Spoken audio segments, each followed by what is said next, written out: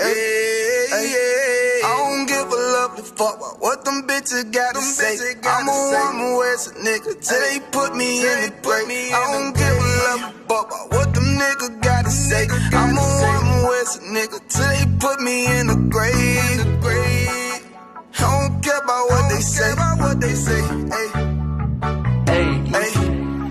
Fuck with my Akima, fuck with my sisters, then I got a problem, I'm never gon' miss you. I got 100 hanging out the AR, I got a 50 hanging out the pistol. He say it's corner, I'm just being realistic. I be on them corner posted with the realest. If it's the Sabbath, then we going fishing. I'm reeling them in, that's a God-given mission. I'm really on 10, but I'm stamped in the pistol. I get the order, be glad of this mission. Hebrew Academy graduate, nigga. Training, go through the baddest conditions. I don't fuck with none but the baddest of bitches. She righteous, submissive, she glad to be with me. Had that thing Putin like Batman, nigga. She know I'm a prophet, she glad to be listening. Disrespect, I ain't having that shit. Tell her go make some business from scratch. She bitchin' a different breed of black men. We don't do the back bend. I remember back when I was really trapping, trying to get them racks in, selling dope to black men. But now I'm trying to make it straight. Like, don't forget about my face. We standing up straight, can't fold us.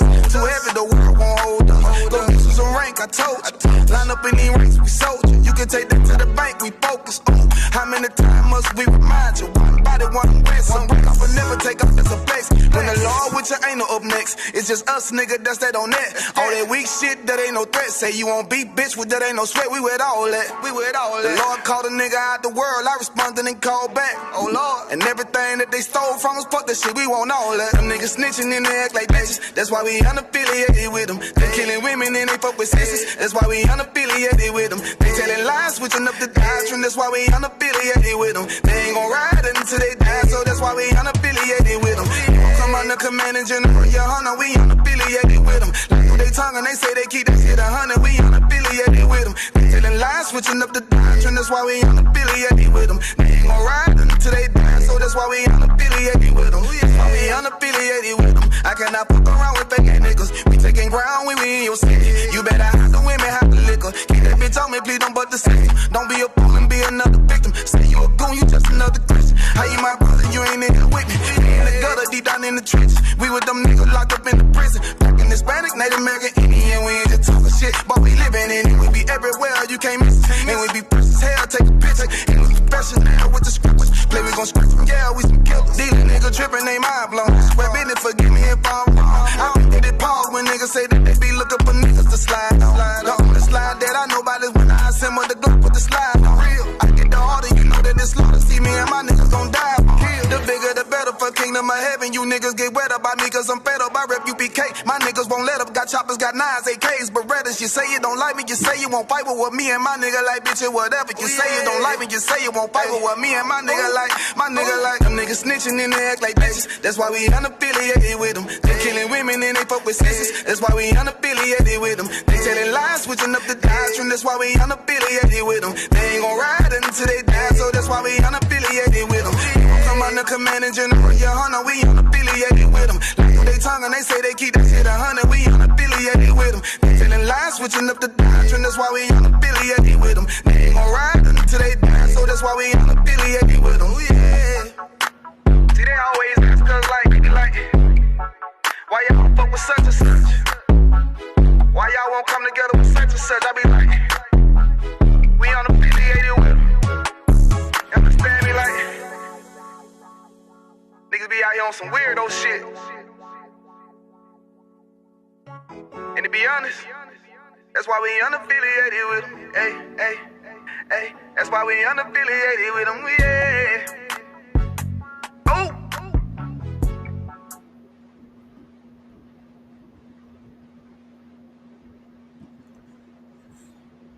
All right. Shalom, Israel. You live with the Israelite School of Universal Practical Knowledge. Priest and Captain Soccer War holding down the class live from Memphis, Tennessee. Every Tuesday, Wednesday, and Thursday, we have classes here in Memphis from 7 to 9 p.m. Central Standard Time. The address to the school here in Memphis is 3000 Walnut Grove Road, Suite 215. Again, 3000 Walnut Grove Road, Suite 215. Since 1969, the Israelite School of Universal Practical Knowledge has been teaching so-called blacks, Hispanics, and Native Indians the truth according to the Bible. What is the truth? The truth is that so-called blacks, Hispanics, and Native Indians descend from the greatest people that have ever walked the face of the earth. The Bible identifies us as the lost 12 tribes of the nation of Israel. And in the year 2025, there is nothing more important than for so-called blacks, Hispanics, and Native Indians to learn the truth of who we are according to the Bible. What we like to do with these classes is give brothers and sisters an opportunity to go into this book called the Bible so we could gain the knowledge, wisdom, and understanding that the Most High has placed inside of this book so that we can come back to being the people that the Most High called us to be and to reclaim our righteous place on the earth as kings, priests, princesses, and daughters of Zion.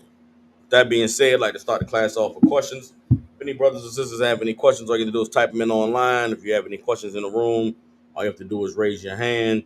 And if we don't have any questions, we're going to go ahead and get into tonight's topic, which is blood in, blood out. All right. Tonight's class is going to be about loyalty.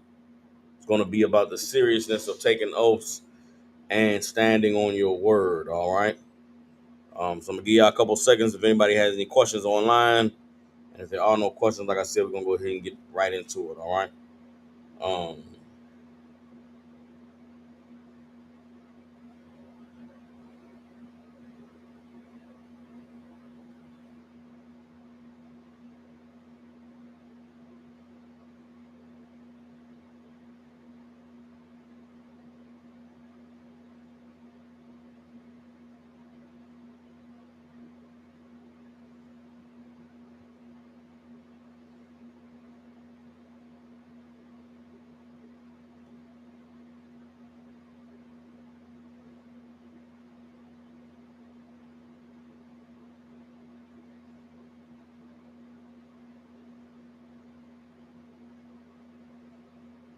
all right. So I don't see any questions online. We're going to go ahead and get directly into tonight's topic again. The topic of tonight's class is blood in, blood out. Um, in life, no matter where you find yourself, no matter what walk of life you come from, no matter what your, I won't say racial background, but regardless of what culture or society you may have come up in, the most important thing in your life as a person is your word, right? The most important thing you have as an adult, as a person, is your word. Everything in life is about taking an oath. It's about standing on your word, and it's about loyalty. We're gonna get into some of those. We'll get into tonight's class. We're gonna get into some of the ways in which your word and taking an oath um, holds a lot of weight, regardless of where in society you find yourself dealing or doing business. You know what I'm saying, or moving about. Your word is everything that you have in this life, and that's even magnified when you come into the truth. You come into the truth and understand the culture that God established with the children of Israel. This culture that God established with the children of Israel is one that is based on keeping your word and saying what you mean and meaning what you say, and remaining loyal to the promises that you've made and to the contracts that you've entered into. If you look at the world, so much of the world is a reflection of God's word, even in ways that heathens and people who refuse to acknowledge God and his power can't even comprehend. When you start to go into the Bible and you start to read the Bible and understand it from a historical and cultural perspective, you begin to see how the framework of society comes out of what the Lord wanted to be established with his people. And because God's people have not reclaimed their place on the earth and taken charge of demonstrating to the planet or all the people on the earth how a highly functioning society is supposed to be established and supposed to run, these other nations don't know that the standard that they live by is so much lower and so much weaker than the one that um, people should be living by, right? And so tonight's class, we're going to go in this Bible and just show you in a perfect society, in a perfect world, um, your power as an individual before any action can be taken lies in your word and people knowing that you are someone who is true to their word, and people knowing that you are someone who is loyal to the things that they have committed to do. All right. And without that currency, right? Without the a good reputation and a good name, or being known as someone who keeps their word, you really have nothing in this world. All right. That becomes more magnified when you come into the truth. So the first scripture we're going to go to is Matthew chapter 12 and verse 34. All right. Matthew chapter 12 and 34.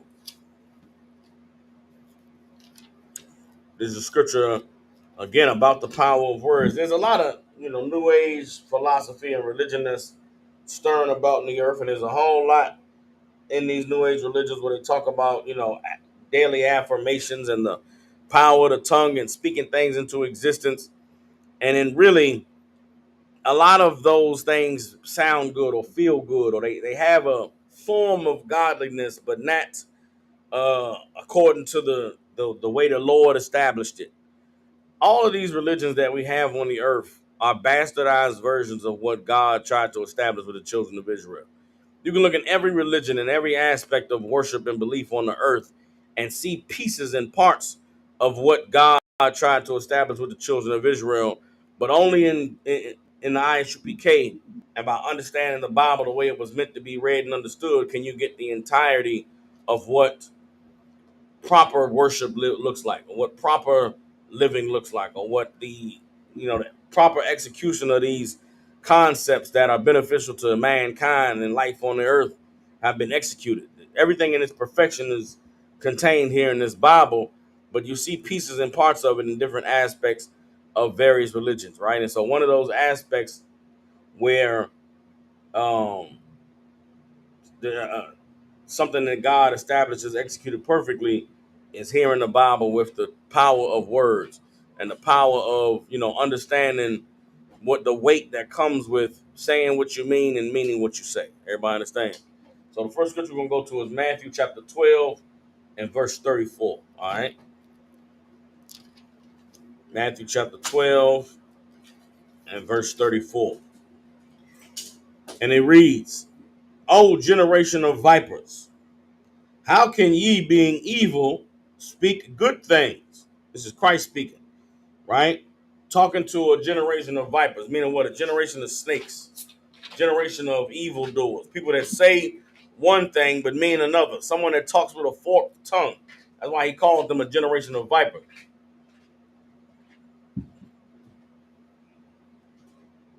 He says, how can you, being evil, speak good things? For out of the abundance of the heart, the mouth speaketh. What does that mean?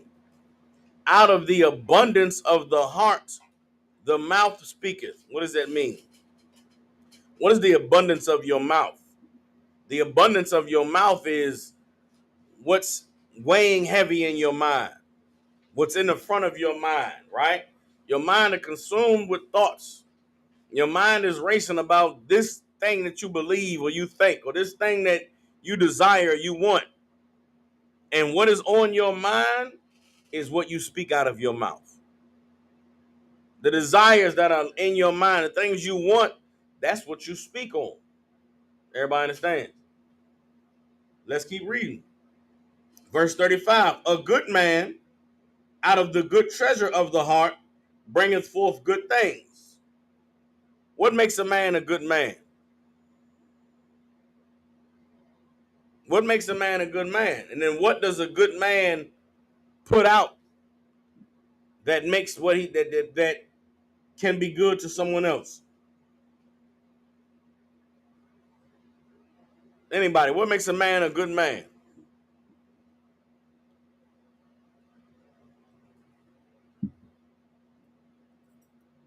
What makes a man a good man is obeying the Most High. What makes a man a good man is keeping the law, statutes, and commandments. What makes a man a good man is doing the things that God requires of you to do. And if you are a good man that is obeying the Lord and doing what the Most High said to do, then what will you produce? You will pass on those good things to other people. You will teach other people to obey the Lord and to be like you and how to uh, keep the Lord's laws, statutes, and commandments. You understand? You'll be compassionate on your brothers and sisters. You'll help others to be better and to not fall apart. A good man, out of the goodness of his heart, the good things on his mind, produces good fruit. Everybody understand? Reading on in Matthew 12 and 35. An evil man out of the evil treasure bringeth forth evil things. What is evil? What's an evil man? A man that disobeys God. A man that doesn't do what the Lord said to do. A man who's conflicted on whether he should be righteous or he should be wicked. And what are the things that an evil man produces? Evil, he passes on that evil to other people. It's ideas and philosophies and ways of doing things that can only hurt other people. Being deceitful, being manipulative, playing on people, lying to them, gaming them up. Those are the evil things that an evil man produces. Why? Because evil is always on his mind, trying to get over and scheme on somebody or scam on somebody or tell somebody what they want to hear, knowing that they're not going to do any of the things that they're saying. That's what an evil man does. Everybody understand? Verse 36, but I say unto you that every idle word that men shall speak, they shall give account thereof in the day of judgment. Everybody understands? Christ is letting you know, you need to understand that every idle word that a man speaks, he's going to give account thereof in the day of judgment. Meaning what? You should be very careful with what you say out of your mouth. You should watch the things that you say. Why? Because those are the things that you are going to be judged on. When we're talking about the good things in a person's heart and the good treasure that comes out, it's talking about the words that you speak. When we're reading about the evil treasure and the evil things that come out of your mouth, it's talking about the things that you speak. That saying that you should think before you speak is absolutely important and paramount in your walk with the Most High in this truth. It is absolutely necessary that you are very careful with the things that you say. Why? Because you will be held accountable for them in the day of judgment. That not only applies to someone sitting in my position, in my seat, as a priest of the Lord. People come to you for answers. People come to you for counsel. People come to you to get help. You better be careful the things that you say out of your mouth, because those things, when people hear them, they accept them as they're coming from the Lord. Imagine you sitting in this seat and you teaching and telling people things, and what you're telling them is wrong. What you're telling them did not come from the Lord. What you're telling them gets them into trouble or gets them killed or gets them to lose their home or betray their family. Guess what? All that pain and suffering is on your hands. It's your responsibility. Be careful what you say to people as a man of God. You understand? You sisters, you a wife, you have a husband. You get angry with him, get mad, and you say foul, evil things out of your mouth. Tell that man that he ain't shit. He ain't a good man. He not a good father. He never there and do what he's supposed to do. You should watch your mouth, woman. You should be careful, because the Lord is going to judge you in when the time comes for the things that you say out of your mouth.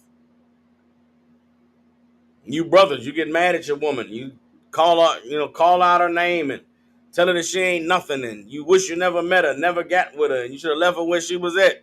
You should be careful with what you say out of your mouth. You understand?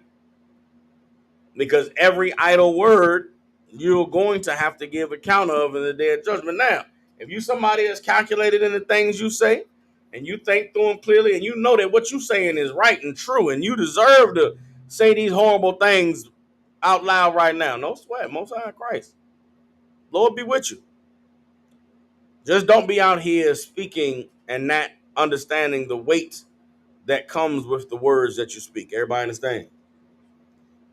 Matthew chapter 12, verse 37. For by thy words thou shalt be justified, and by thy words thou shalt be condemned. What does that mean? How can you be justified by your words? Give me some ways you can be justified by your words.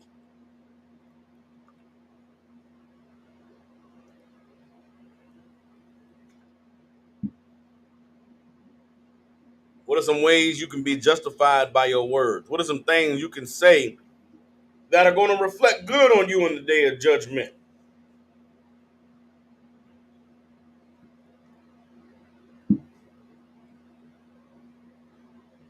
What are some things that you can say out of your mouth that that will justify you for time's sake? All the time in the truth, right? Brothers and sisters come and tell you, something you did or something you said was amazing, or you did something great that helped them. It's always good to say, that wasn't me, brother or sister, that was the Lord. I can't take no credit for that. That was the Lord. Guess what? In the day of judgment, you may be justified by those words. If you did something, the Lord used you to do something, you didn't take credit. You know what? You're justified. That was right, that was honorable that you gave the Lord the credit, gave the Lord the honor. You understand? What's some other words you can be justified by? Your brother does something amazing, and you or sister does something amazing, and you recognize them. You big them up. You never know how much you can strengthen someone's spirit just by recognizing them. They do something amazing, do something great, and you recognize them and honor them, and you say, man, this brother or sister deserves to be celebrated for all their hard work, all their dedication, all the things they do behind the scenes. You understand?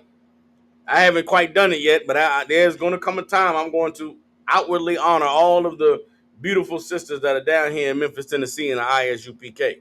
You understand? Some amazing sisters down here in this Memphis school, and they've helped me tremendously, helped the brothers tremendously. They put their hard work into everything that gets done. Brothers and sisters come into town, they make sure they feed them and take care of them. Hell, they took care of me. Everything that I got, I owe to these sisters down here in this Memphis school. They're absolutely amazing and beautiful. And there's the day coming where they're going to get their flowers and they're going to get acknowledged and recognized so that the whole earth knows that there are some beautiful, amazing women in the Israelite School of Universal Practical Knowledge in Memphis, Tennessee. You honor them, guess what? There's going to come a day where you're justified for recognizing and honoring the people who deserve it, who have done hard, great, and wonderful works. Everybody understands?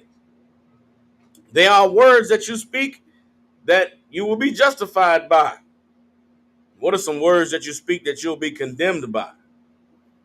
What are some words that you speak that you should be careful that you're saying out of your mouth?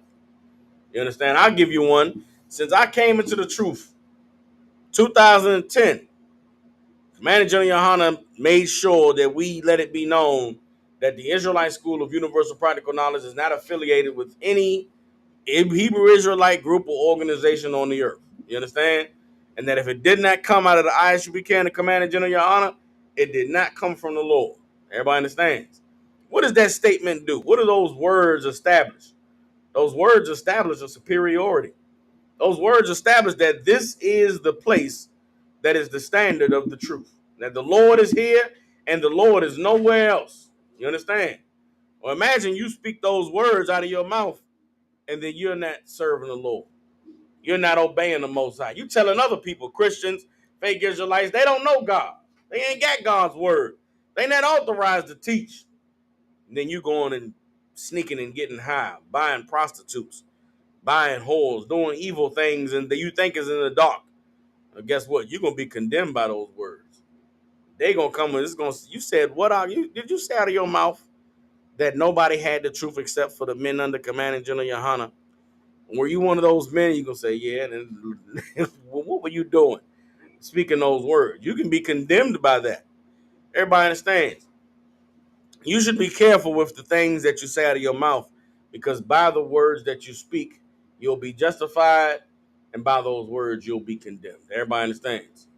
Um, let's drop that. Now think about life, right? Outside of the truth. Think about things that people say and words that they speak that they think aren't meaningful. Well, okay, not even aren't meaningful. There's nowhere in life where your words that you speak don't carry weight, right? Where the words that you speak aren't impactful.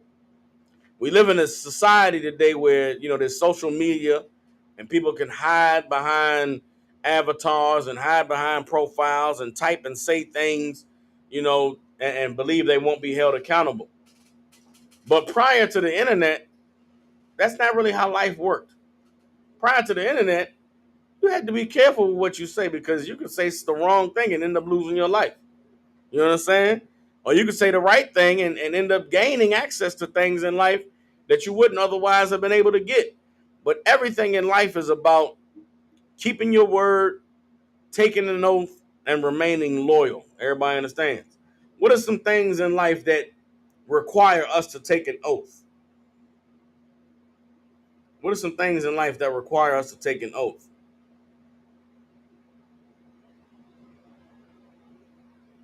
Um, Go ahead, Ash. I would say like getting in the union, you have to take an oath. Say that. Getting in the union, right? What is joining the union like? What is something else that you have to take an oath to? Being in the truth, being a priest, you have to take an oath. Being in the truth. Give me some things in the world though. And in the world, take an oath to be when you get married, so called, the so called marriage. Take an oath for the so-called marriage. Think smaller. Think simpler. When you go to get a job, do they sign? They make you sign a contract. They make you sign a hiring agreement. Yeah, you get hired on the slavery. Yeah, they want you to sign your name on a dotted line. They give you an offer letter. You sign that offer letter. What are you signing to? You are agreeing to work for this company for X amount of dollars. That's an oath, huh? You go to get an apartment. You sign a lease agreement. Signing a lease agreement for a year. You put your name on that dotted line. You are giving power to that document, the words in that document. You understand? Sister Kapatnas, I said when you go to court, you take an oath. Absolutely. When you go to court, they ask you if you're going to tell the truth, the whole truth, and nothing but the truth. So help you God. You say, I will. You've taken an oath. You understand? And Barack Obama said, join in the gang. You join a gang, you commit yourself to being down with this gang, to ride or to die. Right? Blood in, blood out. You join that gang and you have to, guess what? There's you don't take an oath in a gang. Usually you got to do something to prove your worthiness, prove your loyalty. Well, guess what? You take all of those things and just think about the power and the weight that comes with your word. The power and the weight that comes with you taking an oath. Committing to something is not a small thing. Now, come on into the truth. Let's look at the way the Lord established us to be. Everything that you do in life, the Lord requires you to be serious about it. You understand? In the Bible, in the Bible, marriage was not you putting a ring on a woman's finger and walking down an aisle and standing before, the church and confessing your love. In the Bible, marriage was you laying a woman down and putting your penis inside of her, having sex with her. You understand? That act of having sex with a woman was an oath. That act of having sex with a woman said, I'm going to keep her for me forever. That act of having sex with a woman said, I am very serious about this, and there's nothing more serious that I could do than to become one with her. That is an oath. You understand? Everything in life is about taking oaths, keeping your word, and remaining loyal. You understand? And every idle word that a man speaks out of his mouth, he is going to give account of in the day of judgment. Everybody understands. Now let's get Numbers chapter 30, verse 2. Numbers chapter 30, verse 2.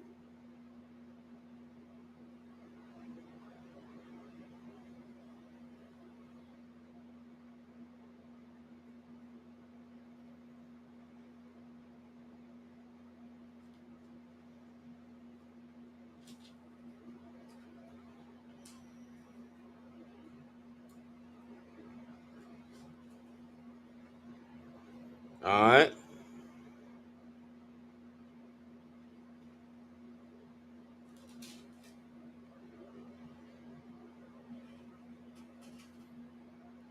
Numbers chapter 30, verse 2. You got it. Book of Numbers, chapter 30, verse 2. If a man vow a vow unto the Lord, or swear an oath to bind his soul with a bond, he shall not break his word. Everybody understands that.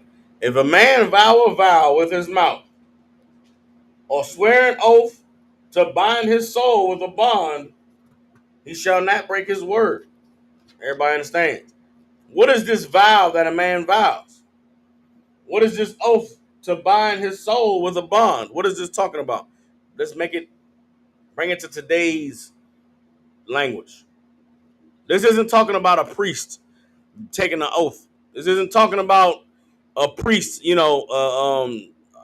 an oath to serve the Lord. This isn't the oath that you and I took when we became officers in the school. This is just any brother, any man. What is it talking about, Ash? So if I say I'm going to do something, I'm going to do it. If you say you're going to do something, you're going to do it. Give me what are some ways that we say we're going to do something in society today, in the world today? I say I'm going to pay this rent. What is okay? How would do you say I'm gonna pay this rent, or is there another way that you express that, or you say that, or you make that promise? I would say I made a promise. In what way? How do you make that promise? How does your landlord know that you're going to pay them every month before the 5th? How he know? How does he know? He don't know, but I'm gonna give you my word. How does he get your word? What does he have to say? I got your word. You gave me your word on this. What does he have to show that? What is the evidence that you gave him your word? Say that. Contract. This vowing a vow is about signing a contract. That's how you make it clear.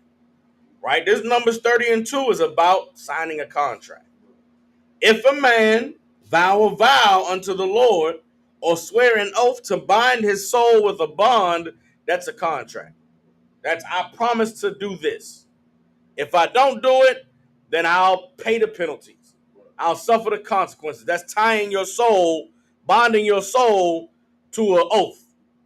Everybody understand? The Lord gave us a law that if you signed a contract, do what you said you were going to do. Why is that important? Why is that necessary for us to understand? Because every day in life, we're offered contracts. Every day in this society, we're offered an opportunity to use our word. Learn to not give your word to anything that you aren't sure of. You understand? Now, of course, how would that help you in the world? It'll help you by not getting into bad contracts. It won't ruin your credit. Sign up for this goddamn car. You know you ain't going to pay this car off. You just say, F it. I'll let my credit run in the ground. I moved to Memphis. Memphis is one of the first places I've encountered people that just lean on filing bankruptcy. Like where I'm from, bankruptcy is like the most horrible thing that can happen in your life. You know what I'm saying? It's like, damn, I'm down bad. I had to file bankruptcy. In Memphis, that's just how you get by. You just go run up a bunch of credit, not pay nothing back and be like, I'll just go bankrupt. And then 5 years later, I'll be back at square one. I'll build that credit up again. I'll run it up again. And guess what I'll do? I'll go bankrupt again. Damn. That's not the way it's supposed to work. You understand? Maybe if you know you don't have the money, you just don't make an oath. You just don't enter into that agreement. You understand? Here's what we don't know about the power of our words and the power that our oaths have.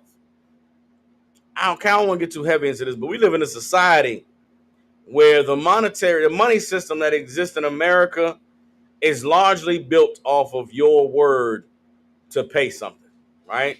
The way the bank goes about creating money in this society, in this system we have in place, you have to go to a bank and say, I want to take out a loan for $20,000, right? When you go to the bank and say, I want to take out a loan for $20,000, the bank doesn't actually have $20,000 to give you.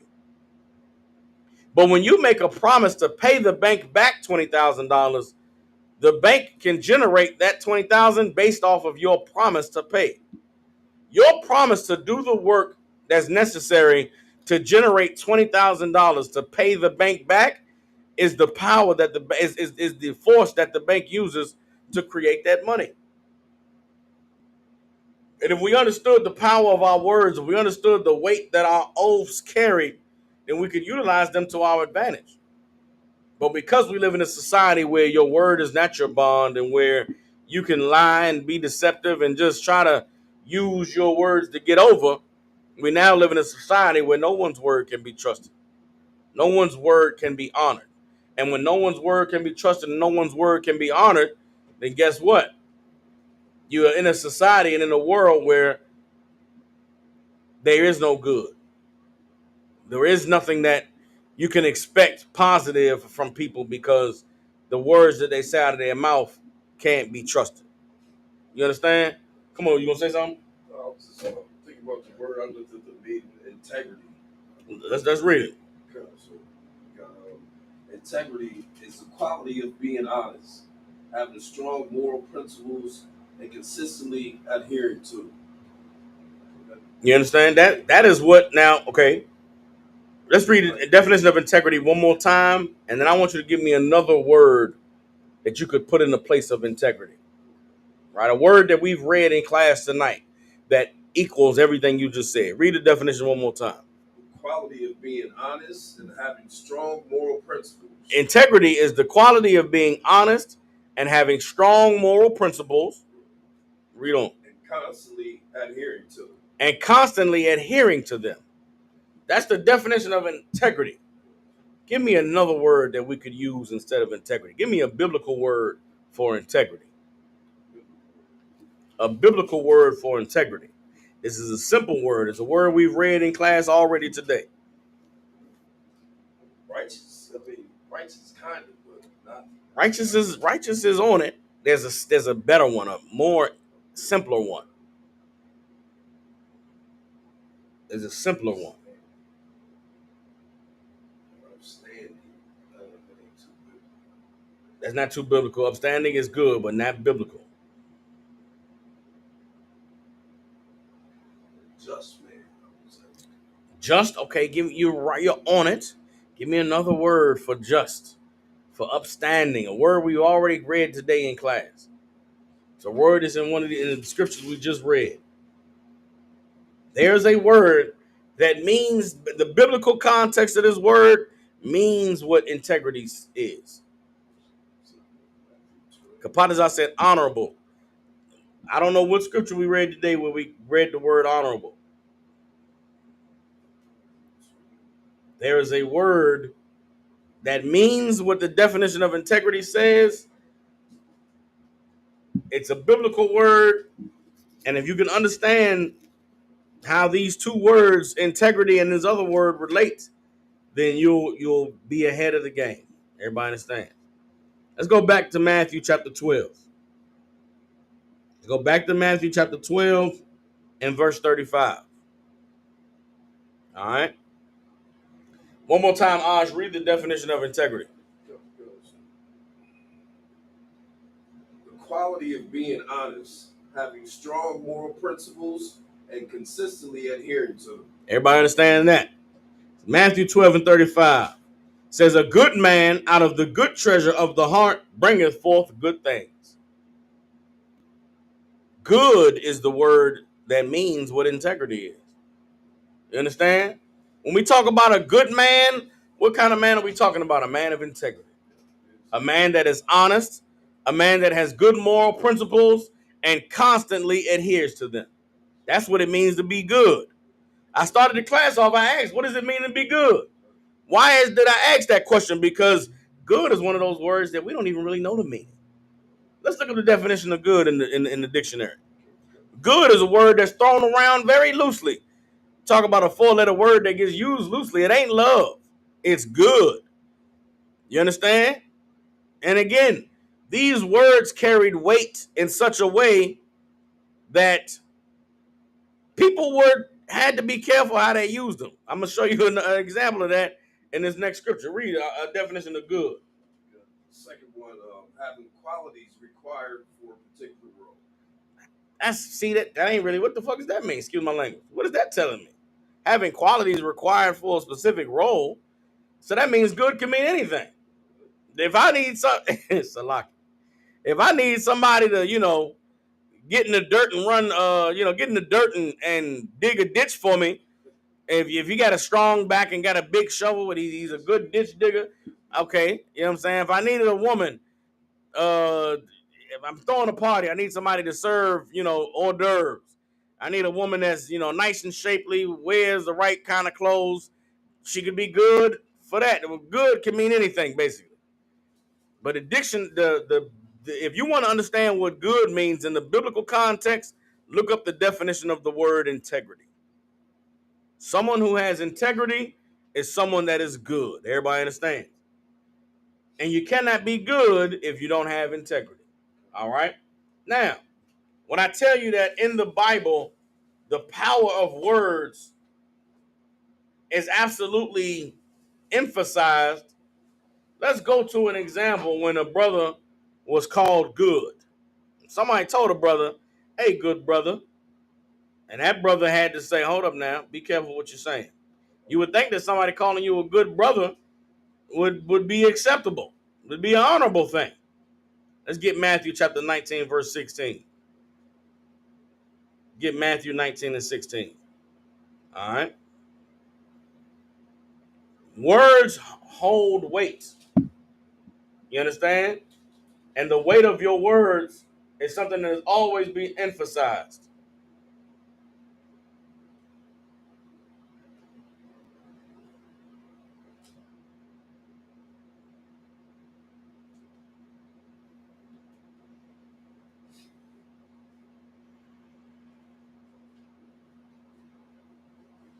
All right. Barack, you got it. Matthew. I called it. Yeah, Matthew chapter 19. Hello, verse 16. 16. Matthew chapter 19, verse 16. And behold, one came and said unto him, Good master, what good things shall I do that I may have eternal life? You understand? Brother came up and asked Christ. He addressed Christ and said, Good master, what things must I do if I want to, what good things shall I do that I may have eternal life? Read on. And he said unto him, Why callest thou me good? Christ said, hold up, man, why you calling me good? Huh? Why you calling me good? You don't even know me like that. You don't know me to say that I'm good. You understand? What was the offense in this brother calling him good master? You understand? Because calling somebody good meant something, man. It meant, a lot to be recognized as a good man, a good master. Christ was saying, hold up, brother. Hey, be careful what you're saying. Don't give me too much praise. Hold up now. You don't try to blow smoke up my ass. Excuse my language. Don't be trying to, puff me up. Christ took it offensive. Hold up now. Why you calling me good, huh? Don't call me good. Why wouldn't you want to be called good? Because you're someone that's careful about the power that words have. Careful about, again, out of the abundance of the heart speaketh a person, right? This brother calling Christ good master because he got Christ up on the pedestal. He got Christ up high, man. This is good master. Some Christ like, hold up, don't put me up there. Why you calling me good, huh? Let's keep reading. There is none good but one, that is God. But if thou wilt enter into life, keep the commandments. When Christ told that brother, there is none good but God. What is that? Why did Christ say that? Why did Christ make sure he established there is none good but God? Barack. So he won't take the credit. Yes. Now, by not taking the credit, what were these words that he spoke? What was Christ making sure he was careful of by saying there is none good but God? Christ earlier in the 12th chapter said what? Every word that a man speak of, he's going to get an account of in the day of judgment. Right? Christ said there are words by which you'll be justified and words by which you'll be condemned.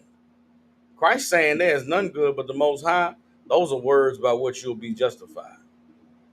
You understand what I'm saying? On the day of judgment, those words that Christ spoke, that was good you said that out. It was good that you didn't take credit for being a good master. Right. It was good you didn't let a brother puff you up and big you up as though you were something special. Why? There's nobody good but the Lord. Forget that. We have to learn that as men. You in the truth, you serving the Lord, you still have to make sure that I'm not special. The Lord is special. You understand? In the world, they call it being modest. In the truth, we're not modest. We're humble. You understand? What does it mean to be humble? The easiest, matter of fact, let's look up the definition of humility, Ash. Let's get humility. Because humility is something that is absolutely required if you are going to become someone who is seasoned with their words, who is careful about the things that they say. You understand? You got it? Hold on. Barack, you was going to say something? I want to ask a question. Come on with it. Is it the same as when Christ said meek? No. Humility and meek is not the same. It's not. Meek is powerless. Okay. Right? The meek are the people who have no power. Okay. Meek is powerless in the sense of changing things. Right? So the meek shall inherit the earth. The people who have no power over the earth today, they are the meek. Gotcha. Who are the people who have no power? The people who don't have a government. Right. People who don't have a representation to pass laws and to, fight against our enemies. We're the meek. That's not the same as being humble. Right. You understand? Come on with it, Ash. Definition of humility: a modest or low view of one's own importance. Pause. Right? A modest or low view of one's importance. That's humility. Modest is like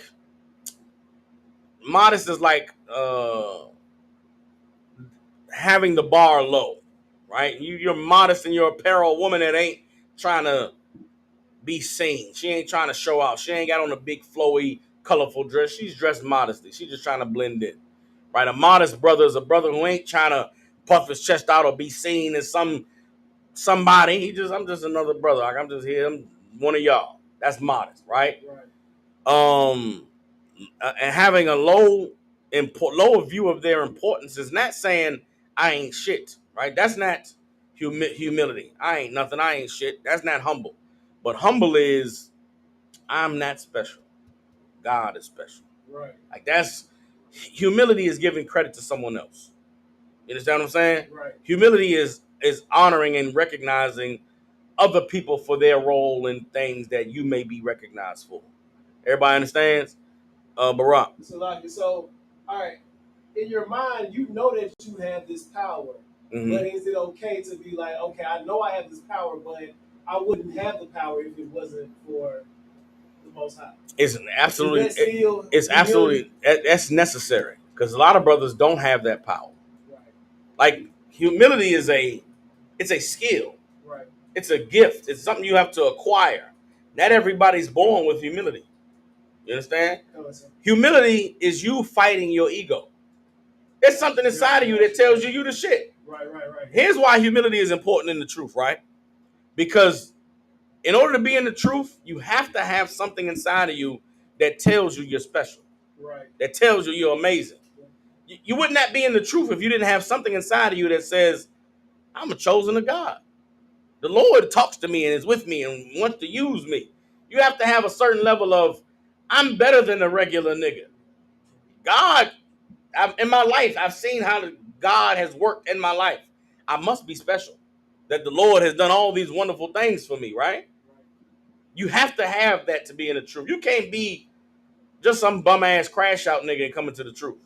Because you would just be a bum ass and crash out. If you didn't have that thing inside of you that told you were special, why would you come serve the Lord? Why would it matter? My life isn't important. I don't matter. I'll just go get high and die. Right. That's someone who doesn't have the Spirit of the Lord, right? To have the Spirit of the Lord, you have to have something that tells you you're special. Right. God is dealing with you. The Lord wants you to be better. But to keep that thing in check, you got to also have humility, which says, but I'm not special because I'm special. I'm only special because the Lord chose. Like this specialness ain't because I worked out every day or did push-ups when I was 12 years old. I didn't wake up one day and say, I'm going to serve God. The Lord ruined my life so that I would come serve him. Nothing in my life ever worked out. If I was so great and amazing, I wouldn't have needed God. So, like, I'm trying to get you to understand that all of us have something inside of us that tells us we're special. Right. That's why we come to serve the Lord, right? What you have to learn and gain is the thing that also tells you, but you're not special because of your power. You're special because of the Lord's power. Right. And to acknowledge that and say that takes humility. It takes a awareness that I got to make sure that I'm careful to not take credit for what the Lord did. Right. I didn't wake up one day and say, I'm going to go serve the Lord. No, the Lord ruined my life and made me depressed in my mind. Right. Till I gave up one day and said, okay, I'm not going to fight no more. God, whatever you want, just show me what you want me to do. Right, right. It's clearly my way not working. Right. Right? So as you grow in life, if that's your experience, as you grow in life and God raises you up and makes you better and puts you on a platform and puts you before people to speak, they're going to say, man, you're amazing. You're great. You got to say to them, I am not amazing. I am not great. God is amazing. God is great. That takes humility. You understand what I'm saying? And humility is absolutely necessary for you to be in the truth. Everybody understand? Come on with it. What you just made me think of, is it the same as, like, you know, when we come into the truth? I know it's been many years for you, but you know, when brothers come in, they learn the knowledge and they say, well, when we talk to people out in the world, you know how they do something to you and then make you feel like, well, I know more about the truth than you. So I'm kind of on you for, you know, but we know it only because we in here. Say it one more time. Okay, so I'm asking, like, is it what you're saying is, like, when we first come into the truth, you know, a lot of us come in here and we first learn the knowledge. All the things that we know, like the black scriptures, the Israelite will be saved, all the things about the scriptures. Yeah. And then we know more than the people out in the world. Yeah. So we kind of feel like I'm the shit. That's okay. That's the thing that you need coming into the truth. So this is what happens for everybody when you come into the truth. Right. When you come into the truth, you begin to learn. And the Lord, the part of you that wants to serve the Lord becomes awake. Right? It starts to wake up and it starts to get fed. It starts to get stronger. And it's excited and proud and happy. This thing you're learning, you want to share it with everybody. Right? Right. What happens, though, is you think you're going to share it and everybody's going to love it. You think you're going to take what you're learning and tell everybody, they're going to be like, man, for real, damn, that's crazy. And then they follow you to learn more. Right. What happens, though, is you go tell people what you're learning and they say, man, shut up. You crazy. The Bible don't say that. Nigga, you just drunk, nigga. You smoking extra weed. And you get offended. You get offended when they don't hear you. You like, what's wrong with you niggas? Why aren't you hearing what nigga, don't you know I'm telling you the truth? Look, the Bible said you go pull the Bible out. Niggas, you would have never pulled the Bible out. Well, you go pull the Bible out. And they like, man, shut up, nigga. Get away from me, man. You ruining all the fun. And you get mad like you dumbass. You just want to die dumb, don't you? You want to die in that Christian church.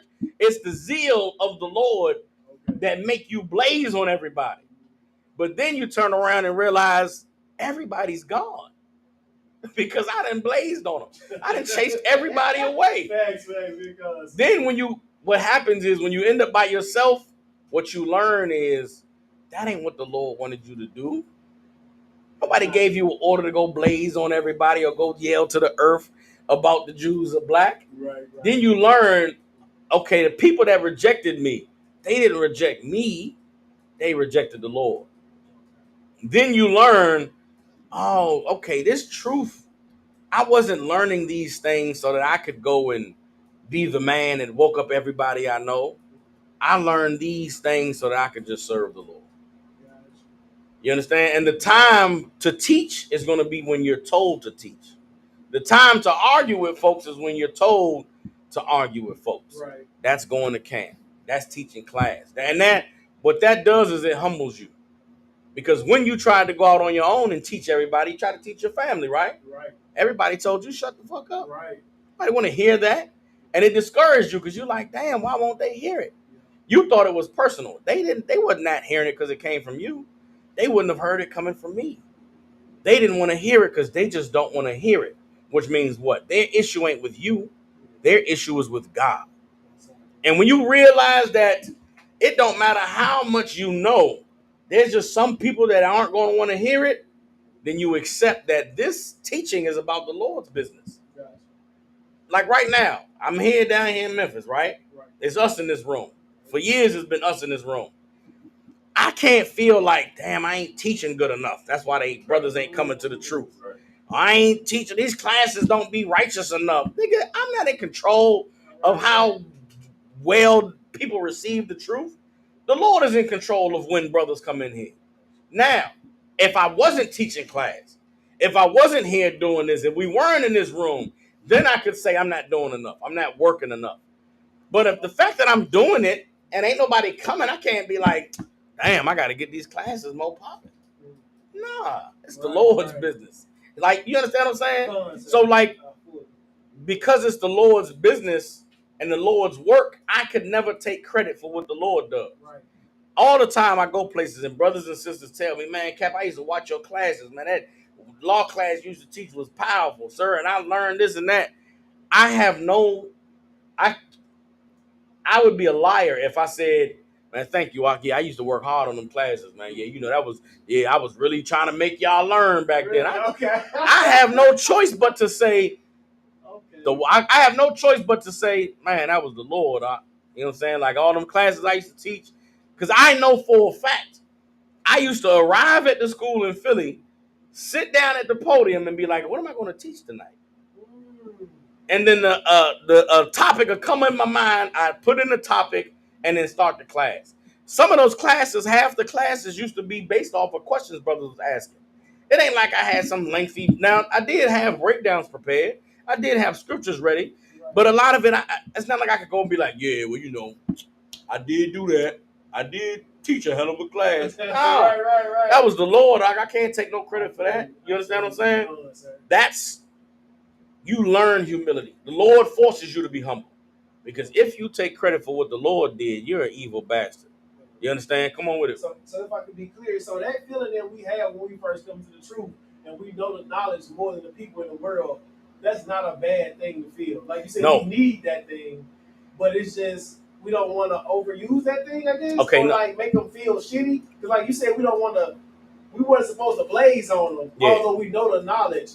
But I mean, you know, like when you first come in, you feel like I'm the shit because I know this. It's not that you weren't supposed to do it, right? Come on, sir. It's not that you were wrong for doing it.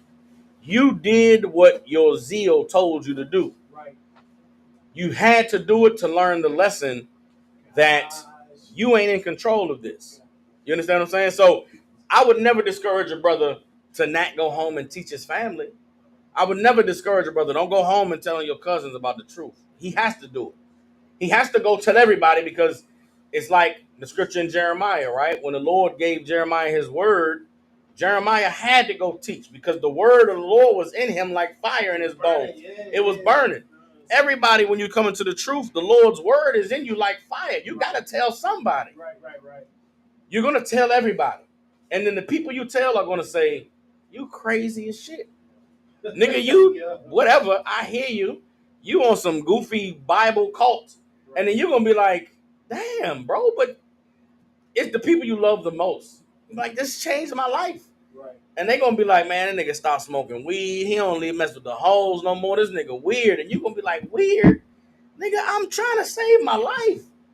You have to have that rejection in order for it to sink into you that, damn, this is not about me. This is about the Lord. Their rejection is not them rejecting me. It's them rejecting the Lord. Right. And you got to accept that. No matter what you do, it's not you that's going to make them receive it. It's whether or not the Lord lets them receive it. You understand what I'm saying? I've been in the truth. I've been in the truth for 15 years. I've been teaching. Everybody that I know knows that I'm serious about this. Everybody that I know knows that he really be about that life. He teaching and in the Bible. He know everything. They've known me for 15 years being in the truth. They'll never ask me a question about the Bible. I got family members that's in hell right now, going through horrible situations. You know who they'll never call to get help? Me. They'll never call and say, yo, cuz I'm going through it, man. I'm jammed up. Can you help me? Can you give me a good word. You know what my cousins, you know what my folks would rather do? They rather go to church. They rather listen to, not TD Jakes, worse than that. I have a cousin that listened to, excuse my language, he was listening to Polite. He was listening to Polite and listening to like Umar Johnson. And I'm like, nigga, they're goofy. Why are you listening Right. Why would you listen to them when your cousin is in the truth and be teaching and speaking? You see my speakings.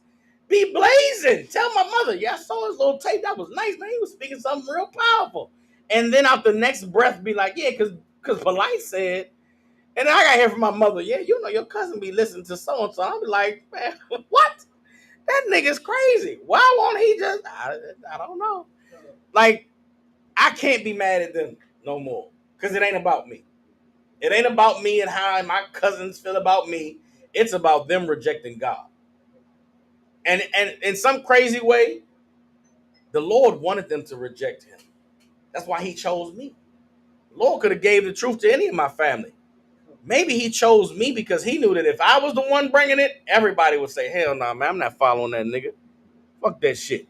You be wondering why not you. The Lord chose you because he didn't want them to get it. We don't ever think that.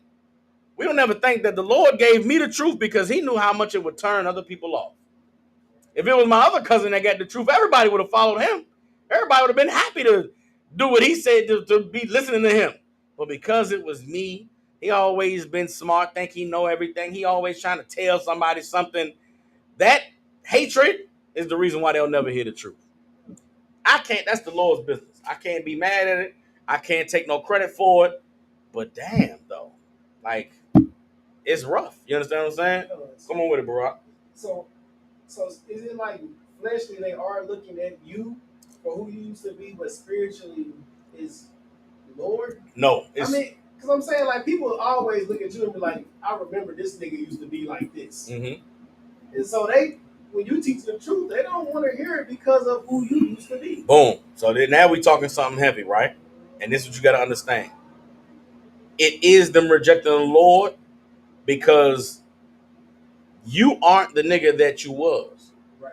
This brother sitting here today is not the nigga that used to get high with his cousins. Not the nigga that used to run trains on bitches or rob niggas or shoot niggas. You're Barack Obama. Right. My family refused to call me Soccer War. They still call me Kevin. And I hate, it burns in me every time somebody that is known for 15 years and I'm Soccer War calls me Kevin. It shit burns inside of me, right? But I'm tired of arguing and fighting. I can't force nobody to respect me, right? I know for a fact they still call me Kevin because it's a demon inside of them refusing to acknowledge Soccer War. It's a demon that won't acknowledge Soccer War. Because if the demon acknowledges Soccer War, then the demon has to acknowledge that this nigga changed. This nigga's better. This nigga's different. He ain't my little cousin. He ain't my nephew no more. That's a priest of God. The demon won't let them recognize that. So it's spiritual. They won't acknowledge the Lord. Because if they acknowledge the Lord, they got to acknowledge that he changed me. Demon won't let them acknowledge that the Lord did anything. Because if the demon acknowledges the Lord did anything, now maybe he'll change me too. You understand what I'm saying? I will always be Kevin because if they acknowledge Soccer War, then they're acknowledging God. Right. And a demon can't let them acknowledge God. Do you understand what I'm saying? So your cousins, it's not you. It's the demon inside of them that won't acknowledge God. You understand? I know for a fact that particularly with my folks, Satan is in them, refusing to let them acknowledge the man that I am today. Which and this what burns me so much is that by them still using my slave name, that means they still only see that little kid, that little boy. And that shit, hey, I'm not that nigga, dog. I'm so much better. I've put in so much work to be the man I am now. You stop calling me that. But I don't say it. I don't say it because I won't give the demon the glory. I won't give the demon the... Because that's what I know what happened. If I said to them, man, why y'all keep calling me by my slave name? They're going to laugh. They're gonna clown me, and that is gonna be worse than the anger that I get from being called by my slave name. So I just stomach my slave name. I stomach it. I accept that they're gonna call me by my slave name, maybe forever. It's cool though. It's all right. It's no sweat. Because I know that there's among this family, there's some who have seen me change and they want to talk about it. They want to ask about it. But they're afraid because they saw how the rest of the family talked about me. They don't want to be the next one. And they know in my family, they all know how bad they talked about me. Then it was my mother coming in. And they know how bad they talked about her. Then it was Yagawa. And they know how bad they talked about Yagawa. And they don't want to be the next one to fall in line because god damn, the family gonna talk bad about me. Right. That's what's some of them. That's what's stopping them. Is that the rest of these niggas gonna clown me? No sweat. It's okay. So I'll be around my family. I'll stomach it. It's been years since I gathered with my family. We're supposed to be gathering together in July. First time in like 15 years we've all gotten together. But we're gonna do it. Because I missed my family. I missed all the new additions and little cousins, everybody grown up. I want to see them, but I've got to strengthen myself spiritually for the satanic attack that I'm going to be under that whole time. Right. You understand? Because I know I'm going to be tempted. Like, meaning I'm going there to be tempted. Right. I'm going there to look at Satan in his eyes in every one of my cousins that's going to just keep trying to little bro me and just you all. And I have to gear myself up to not. I'm not gonna be the one to break protocol. Meaning somebody gonna break, right? I mean, somebody gonna get out of line. It ain't gonna be me. Right. I'm going to defend the truth, but I'm not gonna be the one to start it. And I know somebody is right now the same way I'm gearing up.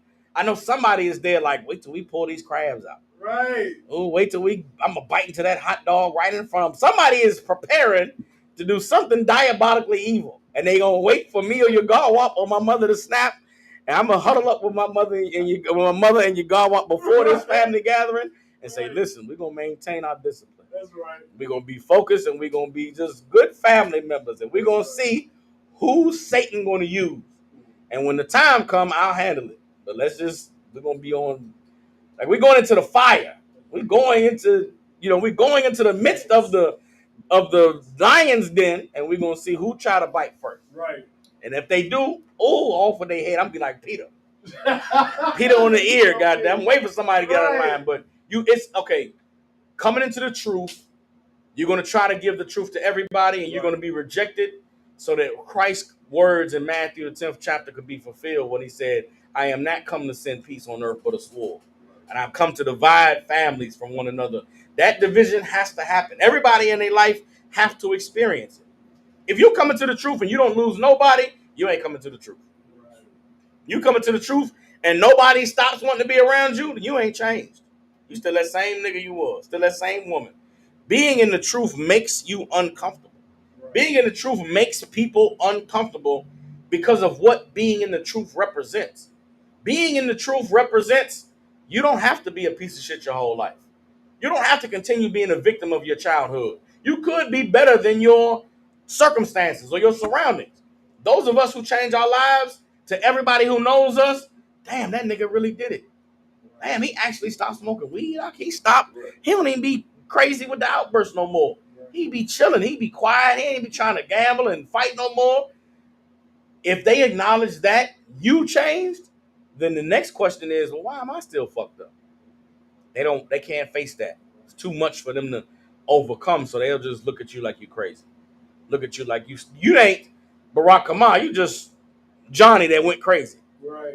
I'm that soccer war. I'm me that just got crazy and this. One time somebody said something in my family. It was like, grandma and granddaddy turning in their grave. And it made me so mad because I know for a fact that my grandparents wanted nothing more than this right now. They wanted nothing more than for somebody to serve God. Somebody in this family that we taught and raised to fear God, just do what he said to do. Right. And for me to be the one that started to do it and to tell everybody about it, for a nigga to say I'm dishonoring them was like, nigga, what? I'm wicked for serving God. You out of your fucking mind. You can't be serious. But here's what I know now, having grown in the truth and matured, like Christ said, every idle word that you speak out your mouth, you're going to have to give account of in the day of judgment. And woe unto them. I pray, Lord, have mercy on them. They didn't know what they was doing. They didn't know what they was saying, man. They, be merciful. I understand Christ when he was on the cross. I can't say I understand Christ on the cross, but I understand the sentiment of forgive them, Father, for they know not what they do. Like they don't know that they don't know that this thing here is the realest thing in life. This is what life is about: serving God, obeying Him, not chasing money, not chasing cars, not trying to do it big. I got family members that still trying to live that good life we always raised to think exists. There ain't no good life without serving God. There is no success without obeying the Lord. You may could get some money and have it, you'll lose it all in one day. You'll spend 20 years stacking money, stacking up dollar bills and stacking up all your money, and you'll lose it. You'll lose it and not know what happened. And the answer to what happened is you never committed your life to God. But how can you convince somebody to commit their life to God when they got money in the bank? They doing it big. You broke. You living, you know what I'm saying? You live with your woman. You ain't got a car. You ride in a van with niggas going up and down the highway every weekend. That shit I heard from my family. While I was doing the work of the Lord, nigga, you ain't got no money. You broke. Nigga, your mama, this and that. And it's like, nigga, you don't even understand how wonderful my life is. And you don't even know what I sacrificed to be here. You looking at dollars in the bank, nigga, that shit don't mean nothing to me. But how you had an argument with somebody who can't see spiritual things? Right, definitely. Salaki, go ahead. Salaki, if I could, so I wanted to ask two things about Christ, right? So Christ said that the foxes have holes, etc., but he don't have no place to stay. So was Christ a poor man? Yes. But his father was, they had a band, right, when they went to Egypt, which was like people along with them? No, don't think that. What was it like? Were they traveling, carpooling? Yes, that was the neighborhood carpool. Okay, so they went with people to Egypt. Christ was a poor man. So my question is like more so, what made him so heavy to where niggas would follow him? If he poor, because I know today people say, well, nobody listens to the poor man because you ain't got nothing. Mm-hmm. I mean, I'm sure it was the same back then. It was the miracles. Christ was healing niggas. Okay. Christ was doing powerful things. They did not follow Christ because of his words. They followed Christ because of his miracles. Okay. You understand what I'm saying? Come on with it. And so other people was thinking that was, because we read yesterday, they thought that was of Satan. No, okay, the men who refuse to acknowledge him, just like we talking about family, right? Cousins. There are some people who, okay, we go out on the street and teach. Right. There are people who see us and say, them niggas is evil. They in a cult. They hate God. How the fuck could you excuse my language? How could you say we hate God? We teaching the truth. They don't know what we're doing. They don't understand what they're seeing. So they immediately, the demon inside of them says, they crazy, they hate God. Them saying we're crazy and hate God isn't based on anything factual. It isn't based on them watching us, listening to us, investigating us. It's just, it's called, Esau calls it, it's when you see something and you reject it. Cognitive dissonance. Cognitive dissonance is what happens when people encounter the truth. Right. They see something, they hear something, but their mind refuses to allow them to accept it or acknowledge it. Somebody walk by and see 666 on Caesar Borgia, right? Mm-hmm. Their mind says, why did he put 666 on Jesus? Right. They won't ask, though, because they don't want to know. It's too much work to have to understand why 666 is on Jesus. Okay. If they would have asked, why'd y'all put 666 on Jesus? We're going to teach them that's not Jesus. That white man is Caesar Borgia, the second son of Pope Alexander VI of Rome. He was a homosexual and the lover of Leonardo da Vinci, and he painted. Now they got to unlearn that Jesus ain't white. You mean this white guy I've been bowing to for the 20 years of my life ain't Jesus? It's too much work. I got bills due, man. I got a wife that's cheating on me. I'm out with my side chick right now.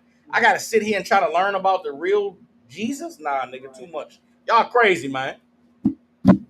It's too much work to have to unpack everything. A matter of fact, I'll give you the scripture that explains it. We can go to it now. Give me old new wine in old bottles. New wine, old bottles. And keep that other question you had, all right? Come on, sir.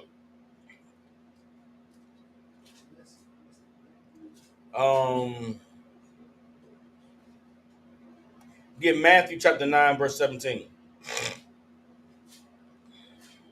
Matthew chapter 9, verse 17.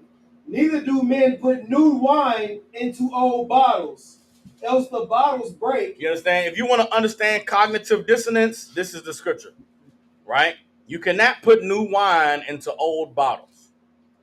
What is an old bottle? An old bottle is so like a vessel that's been used already.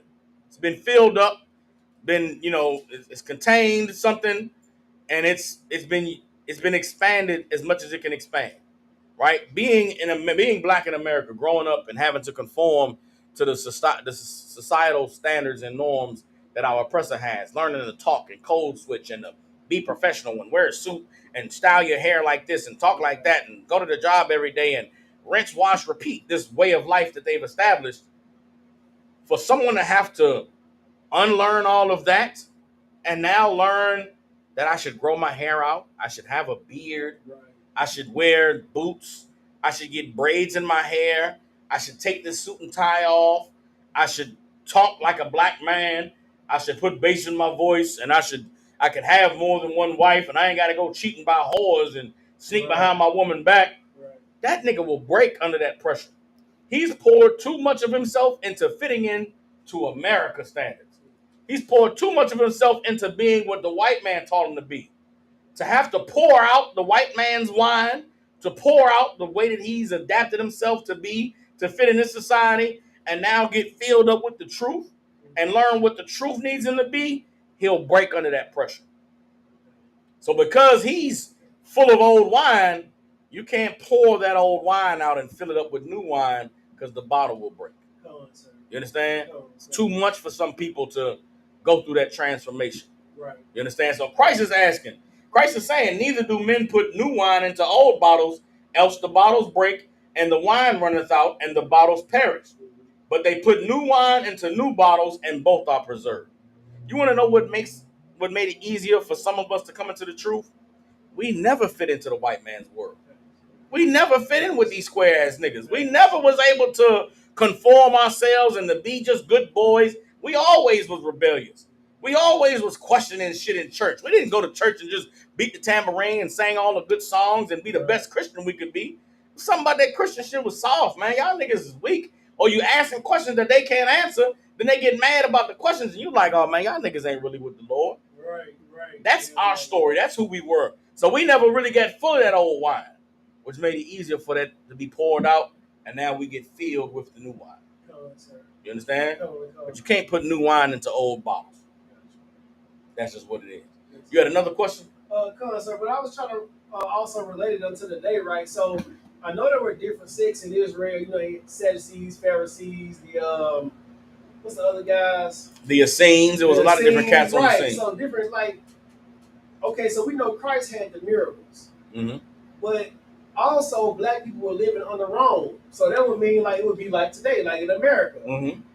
Maybe not 40 million, etc. But I'm trying to figure out, like, still, even though, would it be like, were people looking at Christ like he was doing magic? Because that's what niggas would look at it like today.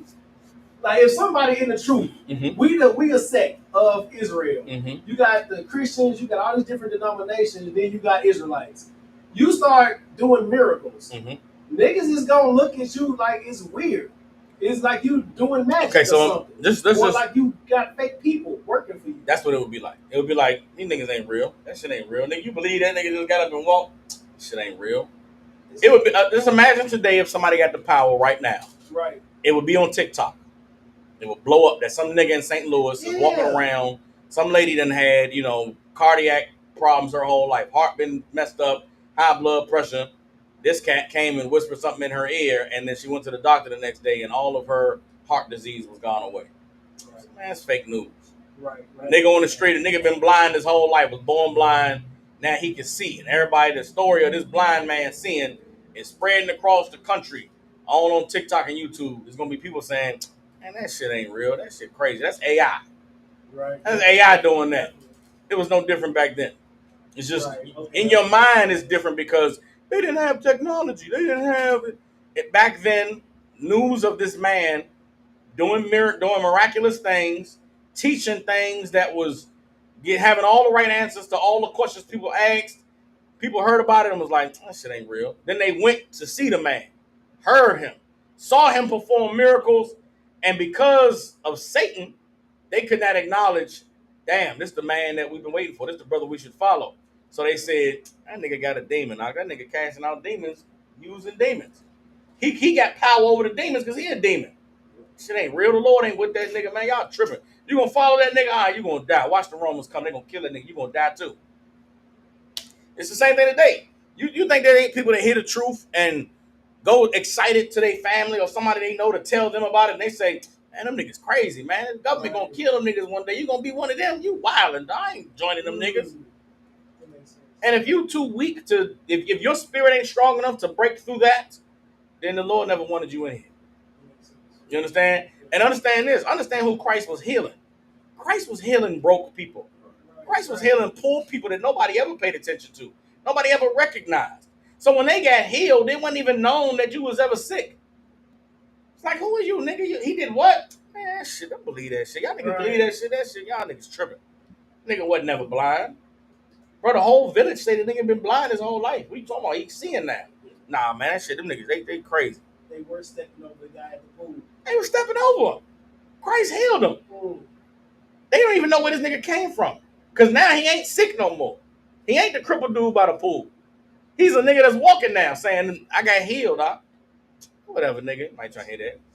Which is why Christ said, don't tell nobody. Because Christ wasn't doing these miracles to get notoriety, get recognized. Christ was doing these miracles so that between him and the person he healed, they knew God was real. The same way for us being in the truth. Between me and the Lord, I know God is real. But if I told somebody in the world my life story, they would look at me and say, you crazy. God ain't do all that, nigga. And you'll be like, okay, why would I even waste my time telling you? You ain't gonna believe it. Right. You ain't gonna acknowledge it. Like, that's all of our stories. If somebody in the world was to ask you, why did you come into the truth? And you told them your life story, they would sit and hear everything you said, and they would say, you crazy. Yeah. Go see a psychiatrist if you think I'm lying. And you sit with a psychiatrist and you tell them about your life and tell them about what you went through and tell them why you in the truth and you believe a man can have more than one wife and the white man is the devil and we shouldn't vote. They're going to hear everything you're saying and they're going to classify you with clinical depression, delusions of grandeur, bipolar disorder with a side of multiple personalities, all type. Because guess what? You can go to the therapist, they're going to call you by your slave name. You're like, bitch, I'm not that. I'm Barack Obama. Oh, that nigga got two personalities. Now it's Barack Obama and his slave name. You can pull the Bible, all the scriptures. They're gonna be like, this nigga's insane. You need to be on medication. Like, I'm not taking that medicine. Oh, now he's really crazy because he won't take the medicine we prescribe. Right. That's how the world is. Okay.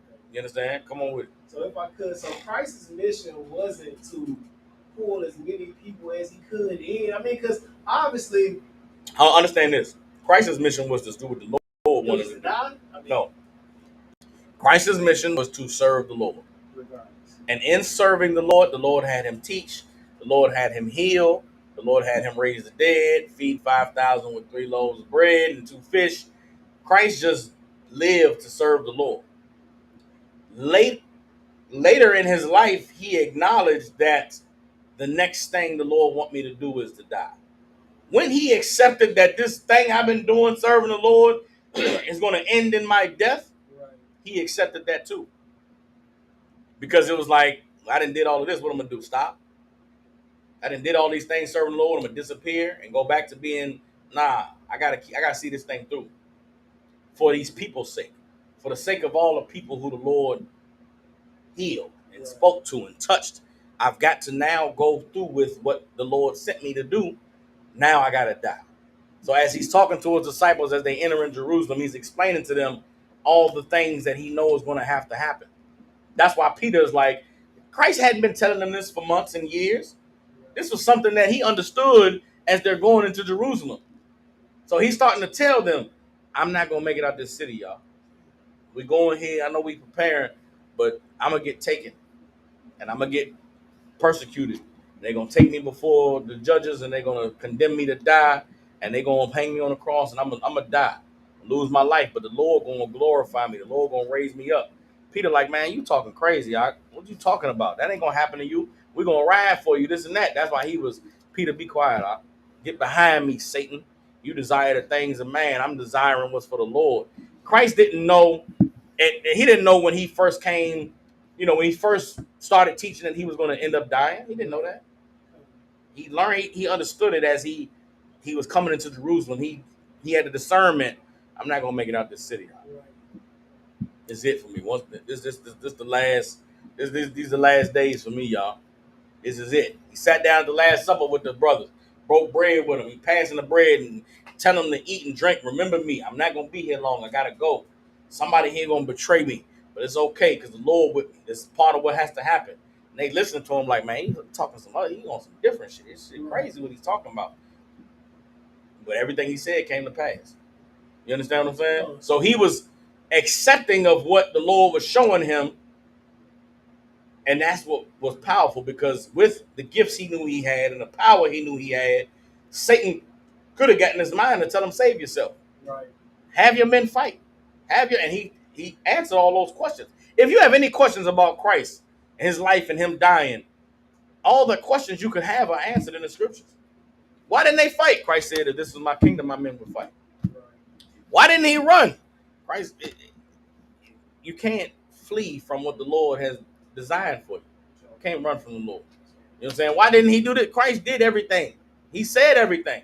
He made everybody fully aware of everything that was going to happen and how they would need to be strong and what their mission was going to be next. Christ told the disciples, if you pray in my name, the Lord will send you the Holy Spirit. And the Holy Spirit is going to bring things to your remembrance. The Holy Spirit is going to lead you and guide you and protect you. And what happened after he died? They gathered at the Feast of First Fruits a week later, and they prayed in that little room. And then the Spirit came down and the tongues was in the room, and they all started speaking different languages. It wasn't like Christ died and these niggas had a lot of time to get weak or to think about it. How many days after the Passover did we start the Feast of First Fruits? A week. A week of unleavened bread. Then the Pentecost, the day of Pentecost, was a week after Christ died. Christ died around the time of the Passover. 3 days later, he rose. 4 days later, they was praying in the room and got the gift of tongues. So immediately, everything Christ told them transpired. Then he revealed himself to them. Came in a room, and niggas, Thomas touched him in the side and felt the hole. And it was like, what? This is crazy. For those men that was with him that time, all that happened just like this. Them going into Jerusalem, them getting the gift of tongues, and then brothers and sisters coming into the truth, all that was like a whirlwind. Right. It happened immediately, just like that. They didn't have time to think about it, or to ponder it, or to sit and mourn and be sad, or to worry about what was going to happen. Everything happened just like that. You know what I'm saying? So, but if it was to happen today, it would be the same as it was back then. There would be a ton of people that believe it would be true. And the world would be like, look at these crazy niggas. Right. These crazy niggas and Hispanics, they out of their mind. Because that's the only people that's going to be flocking to this man for healing. People that ain't got no health care. The people who ain't got no insurance. People who ain't, who the hospital shutting down, won't serve them. It's going to be a brother that's going to come heal your diabetes. It's going to come heal your, ulcers, or your little DJ Paul arm. Going to make it strong. And people going to be like, man, that nigga ain't that. It's magic. It's fake. It's AI. Gotcha. That's what they're going to say. Everybody understands? Come on with it. So Christ was literally not attached to anything in this world, because the first thing I think about is how much you will lose, like, once you die. Mm-hmm. I mean, you got family, you got things that you want, you got things that you have. Christ must have had nothing. He doesn't care about nothing, I'll say. Don't think that. He had the same cares that you got. It's just the Lord was first. Christ had a mother. His mother was dead when he was on the cross. Right. But his mother wasn't in the truth, though. You understand what I'm saying? Gotcha. He loved his mother. His mother was dead. He loved her. She wasn't in the truth, though. He out there speaking. She's trying to interrupt the speaking. Out there with his brothers, like, I need to talk to my son. That's my boy over there. Get my boy. And the disciples was like, your moms and your brothers over here. He talking to the crowd. Who's my mother and my brother? But those who do the will of my Father. Meaning what? My mother and my brothers aren't doing the will of the Father. They aren't obeying God. They ain't keeping these laws. I'm not going to stop speaking for them because these words are for y'all. Right. Christ had a mother in the world. You understand what I'm saying? Come on with it. So, okay, I'm trying to, I guess, simplify. So, if we was to put it down to somebody that's dealing with today, Think of yourself. Christ didn't have a job, did he? No, he didn't. No, he didn't have a slave. He just did the truth, and that was it. That was it. Christ How got. did he survive? Okay, how does anybody survive? With the brothers. The brotherhood. Christ had brotherhood. That's all he needed was brotherhood. Everything that Christ taught that the birds in the sky don't give a thought about what they're going to wear or what they're going to eat, Right. but they eat every day. And they get sticks and they housed. Right. If the Lord provide for them, wouldn't he provide for you? You understand now? What does it take for a brother to lean on for a man or a woman to lean on the brotherhood like Christ did? What's required? For you to say, F this job, F this slavery, I'm going to commit myself fully to the truth. What does it take? Be there every day. I don't know. What do you have to have in order to be there every day? What do you have to be okay living and not having a house, not having your own place, not even having your own money? What do you have to have? You gotta depend on the brothers in school. What does it take to depend on the brothers, sis? Gotta say it one more time.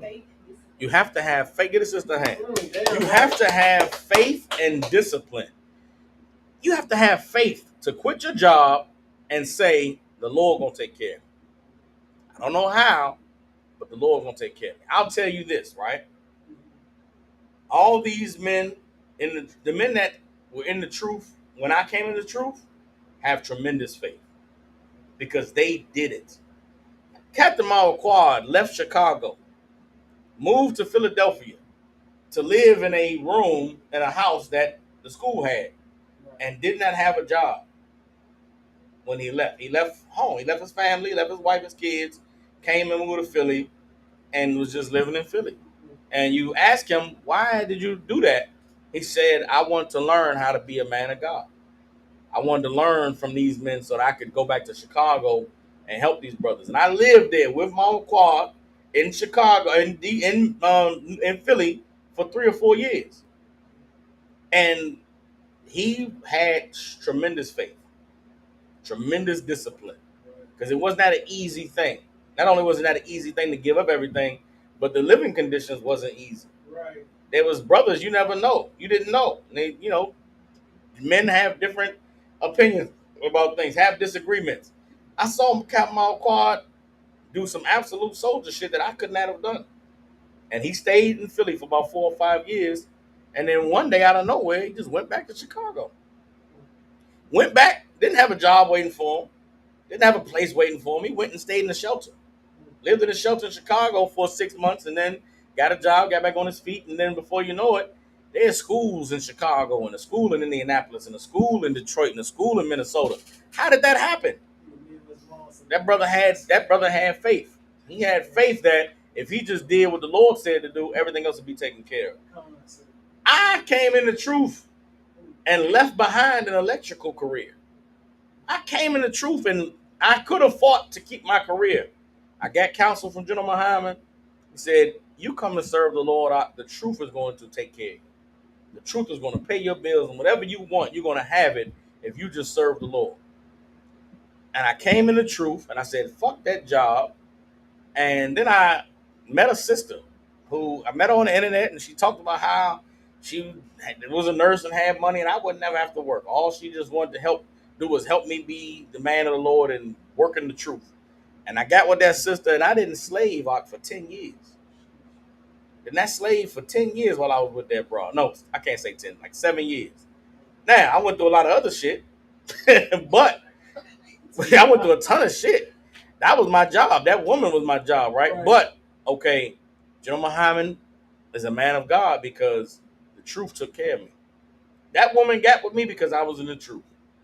And I got with her, and I never had to slave. I was I was at every camp, at every event, every Passover. Everything was taken care of because I was serving the Lord, and it lasted until, you know, like it took faith to do that. It took faith to just say, if you knew me and how I was raised, the idea that I would accept living under a woman, Right. living with a woman, and she pay all the bills is the old me would never have done something like that. Yeah. It took being soccer war to accept that I ain't got a slave. I ain't got to worry about this. All I got to do is manage this money, make sure I'm taking care of these bills and being responsible with this money. And I did that. And then because of it, I was able to teach class. I was at the school in Philly every day. Right. I didn't. The scriptures talks about. I'm gonna get the scripture for you right now. It's a scripture that talks about your role being in the truth. All right. Um, give me. Give me.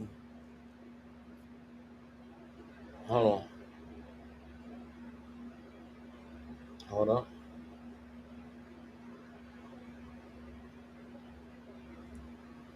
Hold on.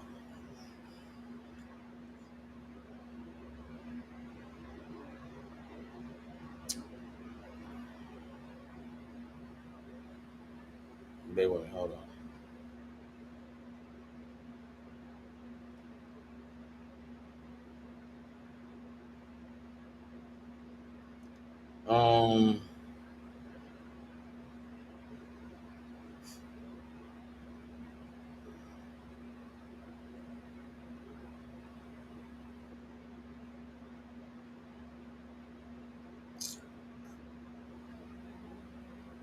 Yes. Um,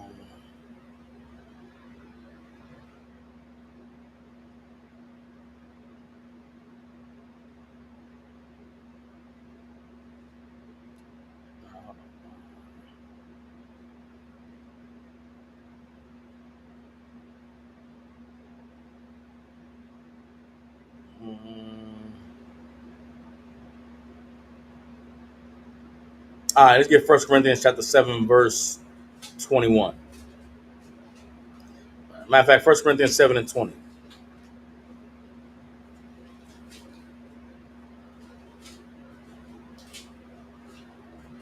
You said 1 Corinthians. Yeah, 1 Corinthians chapter 7, verse 20. 1 Corinthians chapter 7, verse 20. Let every man abide in the same calling wherein he was called. Let every man abide, meaning live, in the same calling wherein he was called. So wherever you were called, let every man live in that, right? What is it talking about? Keep reading.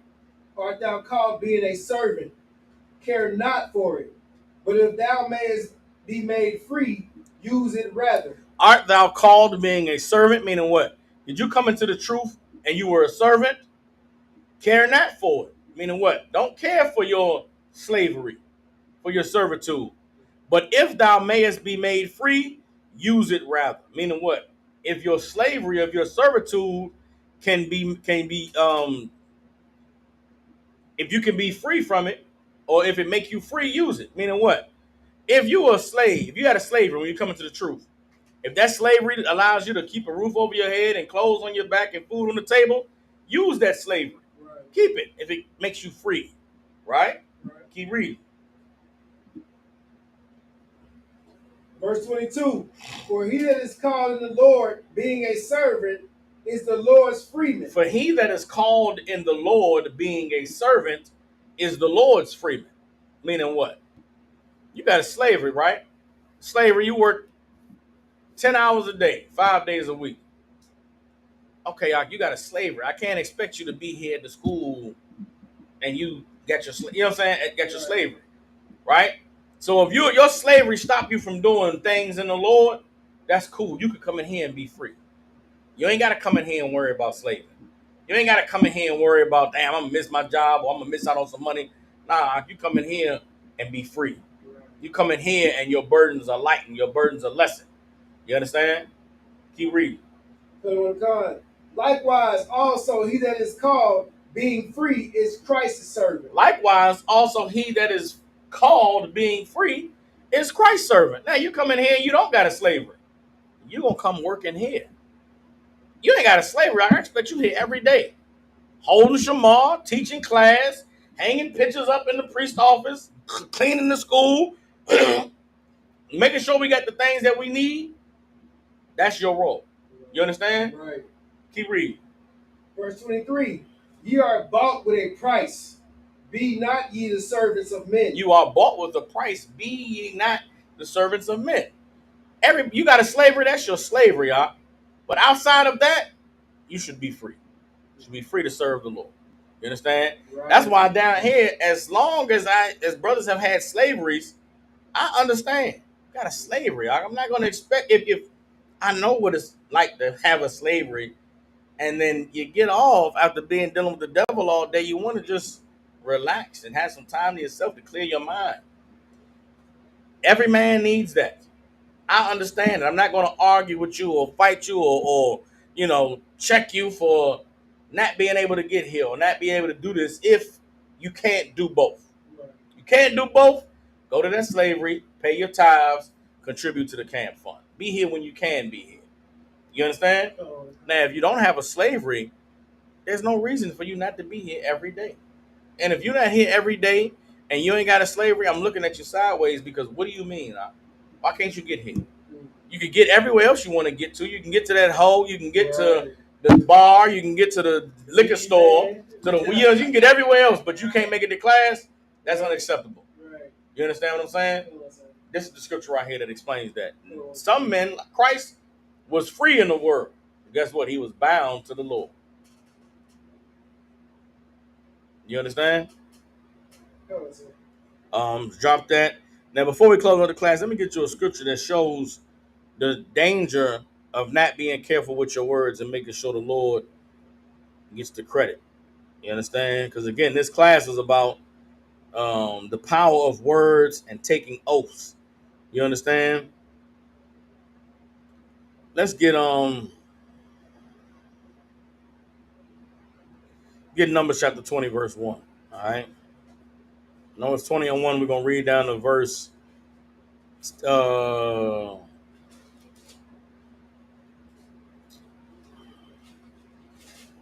verse 12. And this is a very, very important lesson for everybody to learn about the importance of, choosing your words carefully and watching what you say. All right. You got it. Numbers chapter 20, verse 1. This is the book of Numbers, chapter 20, verse 1.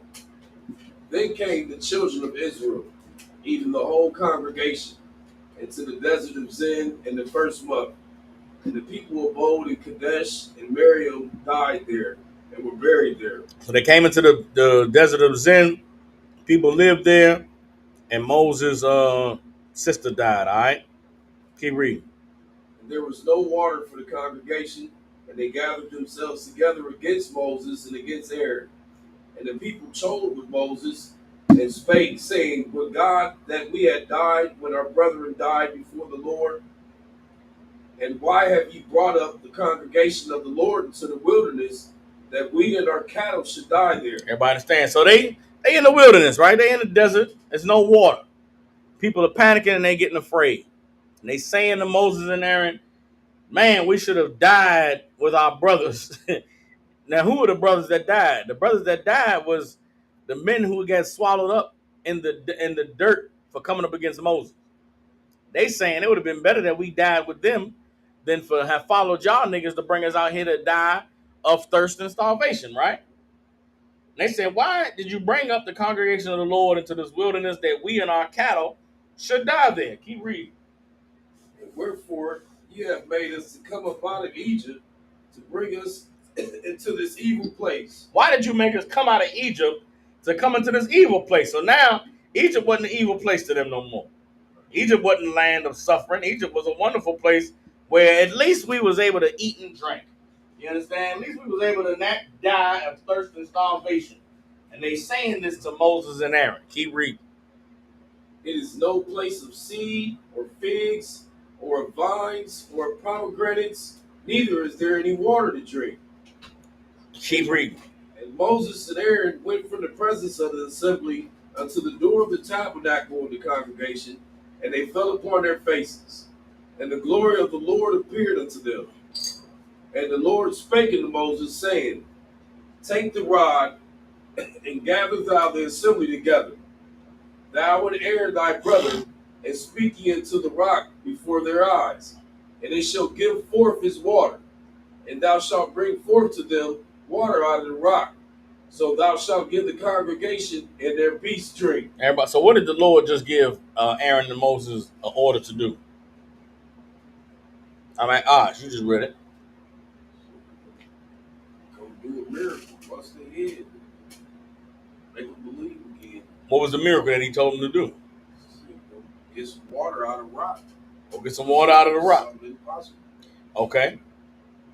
Barack, you was gonna say something? The same thing. He said, take the rod and gather the assembly and strike the rock. Okay. Well, he said, speak to the rock. That's what he said. Speak to It's the rock. important that you follow your. In here, we haven't necessarily had this problem, right? But sometimes you have to make brothers repeat orders so that you know that they heard the order right.